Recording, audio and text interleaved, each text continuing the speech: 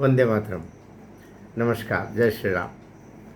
राज ठाकरे, उद्धव ठाकरे, ये इनके जो थोड़े बहुत ही, मुझे तो नहीं लगता इनके चाहने वाले भी कोई होंगे भाई, लेकिन उनके चाहने वाले वो मुझ पर पील पड़े हैं कि अच्छी खासी दिशा सालियान और सुशांत सिंह का जो मर्डर और हत्या और रेप और आदित्य ठाकरे के द्वारा जो जो नीचताएं हुई, वो उस पर ये जो अभी मराठी भाषा को लेकर के, मराठी प्रेम को लेकर के जो वातावरण, कुछ लोगों को थोड़ा सा मारपीट करके और हिंसा का माहौल बना करके वातावरण उधर जा रहा है, तो इसकी जो सच्चाई है वो ये मनहर की गपशप वाला जो बंधु है, ये क्यों बता रहा? लेकिन बताना तो पड़ेगा, सच्चाई सामने आनी चाहिए। दरअसल क्या है, पालघर के जो साधु चित्कार चित्कार के रोए थे ना, बिलक बिलक करके, और उनको लोग नोच नोच करके मार डाला, उनको तड़प तड़प के मर गए वो दोनों। वो उसका श्राप उद्धव ठाकरे को लिया। मरते समय वो केवल उद्धव ठाकरे को ही बद्दुआएं दे रहे होंगे, उनकी आत्माएं। आखिरी समय जो चित्कार निकली होगी वो उद्धव ठाकरे, क्योंकि वो मुख्यमंत्री था भाई उस समय, और इसीलिए बुद्धि खराब कर दी, बुद्धि भ्रष्ट कर दी उसके राजकुमार आदित्य ठाकरे की। आदित्य ठाकरे ने बुद्धि खराब के, एक चौपाई है ना कि जहाँ को प्रभु दारुण दुख देई, ताकि मति पहले हर लेई। तो पहले जिसको बहुत कष्ट देना रहता है प्रभु को, भगवान को, उसकी मति को, उसकी बुद्धि को पहले हर लेता है। तो आदित्य ठाकरे की बुद्धि हर ली, इसीलिए शायद वो वहाँ पर मोबाइल लेके चला गया। वो जो वाजे की नियुक्ति वहाँ पर 4 जून 2020 को ही करवा दी, और अंतोगत्वा ने सोचा नहीं था कि ये मर्डर ही हो जाएगा। मर्डर हो गया, उससे नहीं सोचा होगा, लेकिन मर्डर तो होना ही था। जब आपका गैंग रेप होगा, कोई भी लड़की ऐसा होगी, जब मर गई तो फिर उसको नीचे फेंका गया, नीचे फेंका गया। तो ऐसे गवाह भी है जिन्होंने देखा।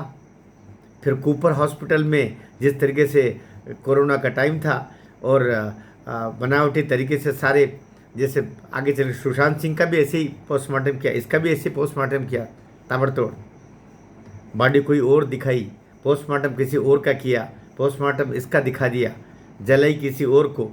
बहुत सारी चीज़ें सुनने में आ रही है। तो अब वो पाप आ रहा है बाहर, तो और ज़मीनें ख़त्म हो गई। जो वोट की ज़मीन, जो जो लोगों की जो बेसिक राजनीति में जो ज़मीन होती है, अर्थात आपके जो वोटर्स होते हैं, आपका जो वोट बैंक होता है, वो वोट बैंक तो ख़त्म हो गया कब का। सच तो ये है कि बाला साहब, श्रद्धेय बाला साहब ठाकरे, उनकी मृत्यु के साथ ही वो जो शिवसेना का वोट बैंक था वो ख़त्म हो गया।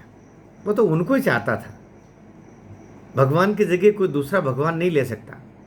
और उसके ऊपर भी अभी जब ये मराठी मनुष्य और मराठी बोल रहे हैं और हिंदुत्व की बात कर रहे हैं उद्धव ठाकरे, तो लोग हंस रहे हैं कि थोड़े दिन पहले तो तुम्हारा उर्दू में तुम्हारे पेम्पलेट छप रहे थे महाराष्ट्र में अभी चुनाव के समय, विधानसभा चुनाव के समय, शिवसेना यूबीटी के जो पोस्टर थे वो उर्दू में छप रहे थे, और ये उद्धव चचा बन गए थे, उद्धव चचा। और सभी मस्जिदों को इतना इतना फंड देंगे, और उनके पांव पड़ रहे थे सब चाचा चाचियों के। और अभी अचानक मराठी मानुस, मराठी आ गए। अरे भाई, लोग मूर्ख नहीं है, सब समझते हैं। तुम्हारे अब जमानतें जब्त होगी। ये जो महानगर पालिका का जो चुनाव होगा ना मुंबई का, तो पहले जो अभी तुम्हारी जो 75 थी ना, अब 7.5 आ जाए तो बड़ी बात है, नहीं आएगी अब। ये जो तुम्हारा दाना पानी जहाँ से मिलता है ना, ये महानगर पालिका से ही मिलता है, मुंबई से, अब वो ख़त्म हो रहा है।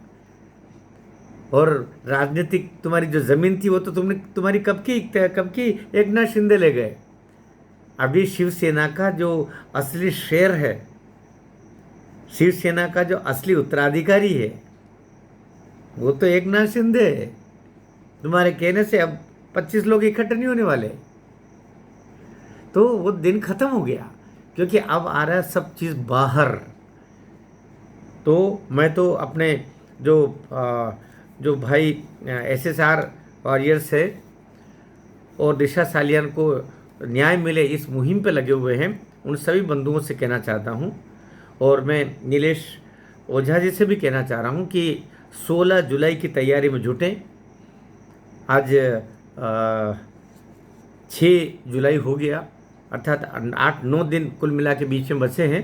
तो अपने केस की तैयारी में जाएं, इन लुच्चे लफंगों से कुछ होना नहीं है। और ये केवल ध्यान भटकाने के लिए, क्योंकि अब ये सारे पेपर रंगने शुरू हो गए। आपने देखा कि अभी ये 2 जुलाई को जो हीयरिंग हुई, वो जो डायरेक्शंस मिले, उसके बाद में देवेंद्र फडणवीस सरकार भी सक्रिय हो गई है। कल इस बारे में एक वीडियो और मैं डालना चाहूँगा। और इधर से फिर घबराहट, चारों ओर से मीडिया भी सक्रिय हो गया, अच्छे बड़े चैनल्स भी इसमें अपनी बाइट दिखाना शुरू कर रहे हैं। तो बड़ी तकलीफ हो रही है कि वो सिर मुंडाते ओले गिर रहे हैं, ये कहावत है ना। इधर महानगर पालिका चुनाव मुंबई का आ रहा है, और इधर ये दिशा सालियान का जो पाप है वो भी बाहर आ रहा है। लेकिन पाप तो बाहर आ गया, और अब फांसी का फंदा है तैयार। कब तक बचोगे मेरे यार? तो आदित्य जी अब घर पे खाना पीना ज़रा ढंग ढंग से कर ले, बाद में तो अंदर जाना ही है अपने को।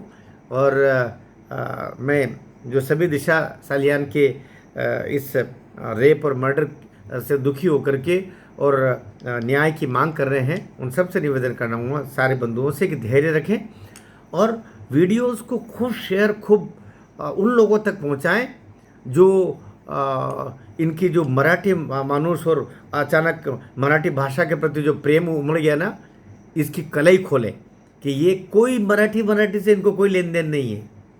हाँ, बाला साहब ठाकरे की बात अलग थी, वो दिल से, इसलिए वो कहते थे जिस दिन अगर मेरी पार्टी को, शिवसेना को, कांग्रेस और सोनिया गांधी से के साथ में तालमेल करना पड़ा, उस दिन मैं अपनी दुकान बंद कर लूँगा, ये बोलते थे ना। और ये भाई उद्धव ठाकरे, ये तो चचा जान बन के और मरा जा रहा है। और उन्होंने कहा था मैं कभी मुख्यमंत्री की कुर्सी पर नहीं बैठूंगा, मेरा शिव सैनिक बैठेगा, मैं नहीं बैठूंगा। इन्होंने, उद्धव जी तो मर गए, इनको तो प्राण जब बिल्कुल हथेली पे लेकर के दौड़े, इनको मुख्यमंत्री चाहिए, मुख्यमंत्री चाहिए, मुख्यमंत्री चाहिए। क्या मिला फिर बाद में? भ्रष्ट हो गया, तुम्हारी बुद्धि भ्रष्ट हो गई, नष्ट हो गए तुम, और नष्ट हो जाओगे। वो पालघर के साधुओं की आत्माएं वहां पर घूम रही है, मातोश्री के इर्द गिर्द मंडराती रहती है। जब तक सत्यानाश नहीं हो जाएगा तुम्हारे परिवार को, वो चैन लेने वाले नहीं। भारत माता की जय।